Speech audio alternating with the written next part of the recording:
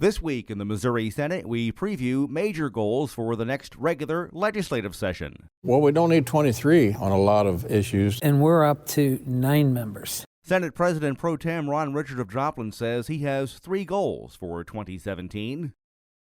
I've decided to wait a little bit on the governor's policy announcements when he begins his new departments and after the transition. But from the senators, we've heard that we're going to do some labor reform based on the election. We think that we have the desire to press forward on those reforms, legal reform, tort reform. We tried to pass last year and unable to do so, and some regulatory reform. Now, all 3 have an interest in the Senate for a number of years, but I think with the election of a governor now, there's more interest in the fact that we can get across the line and get those actions signed.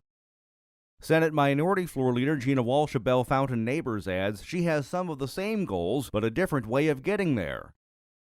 My goal is to see us answer the transportation problem. I'd like to see some legislation passed that helps working families, like a paid leave bill. I think that would really go a long way in supporting working families across the state. You know, it's unusual that a lot of the members in Washington, D.C. have all helped pass a family leave bill, but not for their own staff members, which I find is unusual. But I think it would be really helpful, especially for folks that work on a salaried basis. Senator Richard also says he believes regulations have become too burdensome on businesses. Pushing companies to go to other states and other countries that don't have those burdens. So all 3 of those, labor reform, legal reform, I mean, we're a very litigious society, and frankly, there's been a number of reports the last couple of years that Missouri is a, quote, judicial hellhole, which means that it's very friendly to have a lawsuit, particularly if it's unfounded lawsuit. Now, if someone does something wrong, we're not against a lawsuit to challenge people or institutions, companies to do something wrong, but just a frivolous kind that keeps business from growing and just keeps beating them down is uncalled for. For Senator Walsh, bringing new jobs to Missouri is imperative.